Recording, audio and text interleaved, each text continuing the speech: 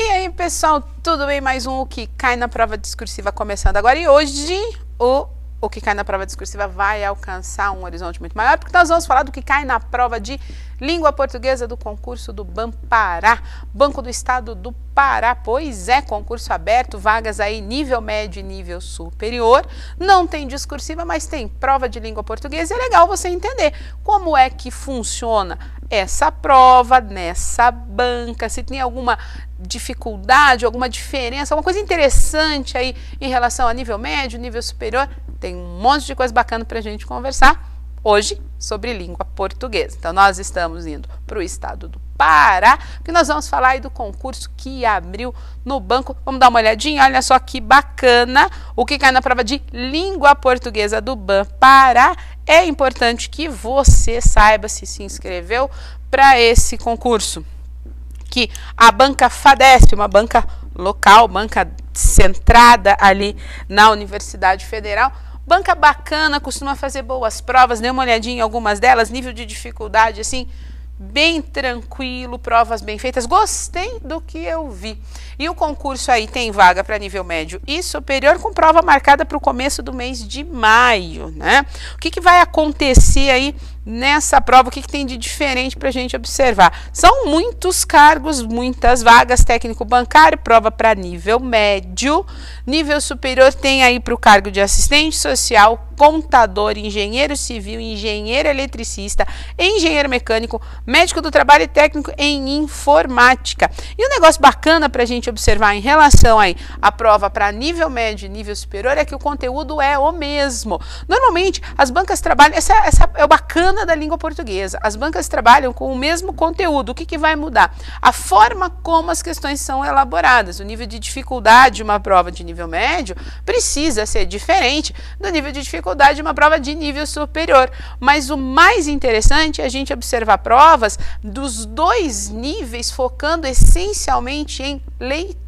Isso é muito legal. Existem questões voltadas a aspectos gramaticais? Certamente, mas muitas questões trabalhando essa questão da competência leitora. Isso é muito legal. Para nós, profissionais da área de língua portuguesa, isso representa um avanço, porque provas que não cobram mais o decoreba, mas que cobram dos seus candidatos o entendimento, só tendem a dar mais prestígio a língua portuguesa. Afinal de contas, decorar, qualquer um decora. Agora, entender de verdade, só se você estiver estudando, estiver ali focado nos seus estudos, tiver um ritmo bacana. Então, isso é muito legal. Favorece aquela pessoa que se prepara de verdade, né? Então, bem bacana mesmo. Mas algumas diferenças, especialmente em relação ao peso das questões. Quer dar uma olhadinha? Olha só. Estava olhando lá o edital e aí vi que tanto para nível médio quanto para nível superior são 10 questões de língua portuguesa. As questões de única escolha, né? 5 opções de resposta, uma alternativa correta. Para quem vai fazer a prova de nível médio para técnico bancário, são das 10 questões, ó, o peso 2, tá? Cada questão, cada acerto vale 2 pontos e é necessário 8 pontos no mínimo, ou seja, 4 acertos para você não ser desclassificado. Isso é legal no concurso, hein? Para nível superior, aí o peso já é 1 ponto por questão. Nível superior tende a cobrar mais conhecimentos específicos, então o peso maior de nota fica para os conhecimentos voltados a cada uma das áreas. Mas também tem 10 questões, então são 10 questões para nível médio e para nível superior, mas nível superior peso 1. Você também precisa de 4 questões, ou seja, 4 acertos no mínimo, para ser considerado habilitado nessa área. Veja que eu estou falando só da prova de língua portuguesa. Mas os conteúdos, olha que bacana, são os mesmos. Por isso que se nomeia como conhecimentos básicos de língua portuguesa.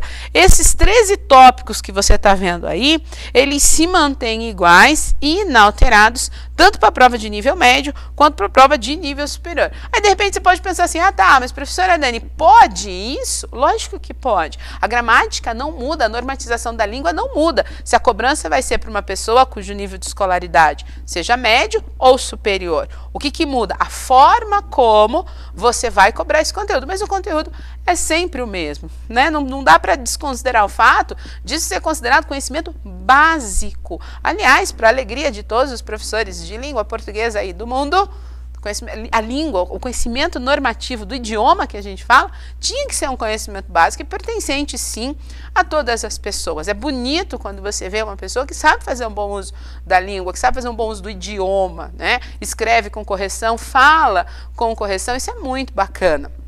Nesse concurso, os conhecimentos a serem cobrados são básicos, não é nada muito diferente daquilo que a gente vê normalmente nas provas. Vamos dar uma olhadinha, ó. Então, ortografia oficial, aí em ortografia já vai entrar também, né, a questão da acentuação. Então, ortografia, tipologia textual, acentuação gráfica, normalmente é o que se aparece, é o que se cobra, né, em provas das mais diversificadas bancas. Flexão nominal e verbal, FCC gosta muito de cobrar isso, aí a nossa banca está cobrando também. Emprego das classes de palavras, se sabe fazer uso lá do verbo, substantivo, adjetivo, artigo, preposição, advérbio. Pronomes, emprego, forma de tratamento e colocação.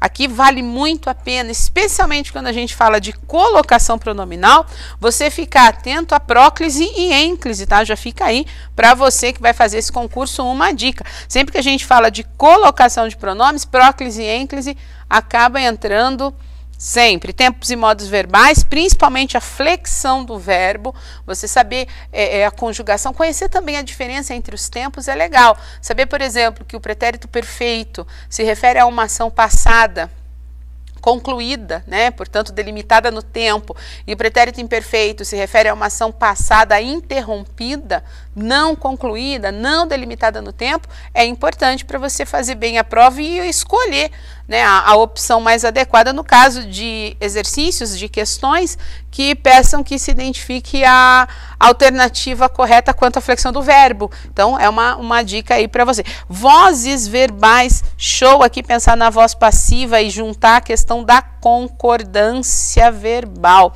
Concordância nominal e verbal sempre aparece em prova, e voz passiva, ó, o que mais cai em concurso quando se cobra a voz passiva? A questão da flexão, da concordância verbo-sujeito. O que às vezes se esquece nessa relação? Que a voz passiva tem um sujeito. Ele não é um sujeito, ele não é um sujeito ativo, mas ele tem o sujeito. E a concordância não se altera. O verbo concorda com o sujeito. Então, alugam-se casas. Casas são alugadas. Tem que ficar de olho nessa relação. Outra dica importante aí, quando se fala de vozes verbais, para pegar essa relação do sujeito paciente e o verbo, tá? Que mais que tem lá? Olha só. Regência nominal e verbal. Regência e crase caminham juntas. Não se esqueça que crase você só usa diante de palavra feminina. Isso é importante também, muita gente esquecendo. Pontuação, especialmente o uso de vírgula. A vírgula aqui é sempre importante. E significação das palavras, bem como a parte de compreensão e interpretação de texto, agrega ali homônimos e parônimos. Então, do 11, 12 e 13, uma boa parte da prova contempla esses conhecimentos, porque as provas que eu vi tinham pelo menos 4 questões de interpretação, dentre 10. E muito das questões envolvendo tópicos gramaticais também poderiam ser resolvidos a partir de uma perspectiva de leitura bem eficiente. Então, a banca se preocupa em elaborar provas que cobrem essa questão da leitura. Cabe a você que está aí se preparando para o concurso do Banpará, trabalhar bem esse aspecto leitor. Então, precisa conhecer os tópicos gramaticais? É lógico que precisa, isso é essencial. Mas veja que há alguns pontos que se mantêm e se mostram mais recorrentes nas provas. Então, vale muito a pena conhecer ali a questão da flexão dos verbos, tempos e modos verbais, o emprego dos pronomes, trabalhar regência, concordância, crase, pontuação, colocação pronominal. Isso são tópicos que costumam aparecer nas provas por aí. E, de novo, o que diferencia, se você vai fazer nível médio, para quem vai fazer nível superior, eu vou fazer superior, eu vou fazer médio. O que vai diferenciar em língua portuguesa? De conteúdo, nada. O que muda? O nível de dificuldade do texto escolhido para a prova. As provas a que eu tive acesso tinham um texto apenas, um texto relativamente grande, 25, 30 linhas, e as questões se construíam, se baseavam no texto. Isso também é muito legal. Os textos cobrados nas provas de nível superior superior tinha um pouquinho de complexidade, um grau de complexidade em relação ao entendimento elevado quando se compara às provas de nível médio, mas os conteúdos sempre os mesmos. Não vi pegadinhas, não vi questões que podiam suscitar dúvidas, questões mal formuladas ou que gerassem qualquer tipo de ambiguidade. Então, em linhas gerais, uma prova bastante tranquila. Suas regras estão claras ali no edital, os conteúdos, nada absurdo sendo cobrado, tudo aquilo dentro do que se espera para uma prova de língua portuguesa. O que você tem que fazer? Se preparar com bastante cuidado. Vale muito a pena resolver provas anteriores, porque aí você já vai se adequando à linguagem que a banca usa. Conhecer a linguagem da banca é essencial, porque aí você já vai se familiarizando com aquilo que de repente pode aparecer na sua prova.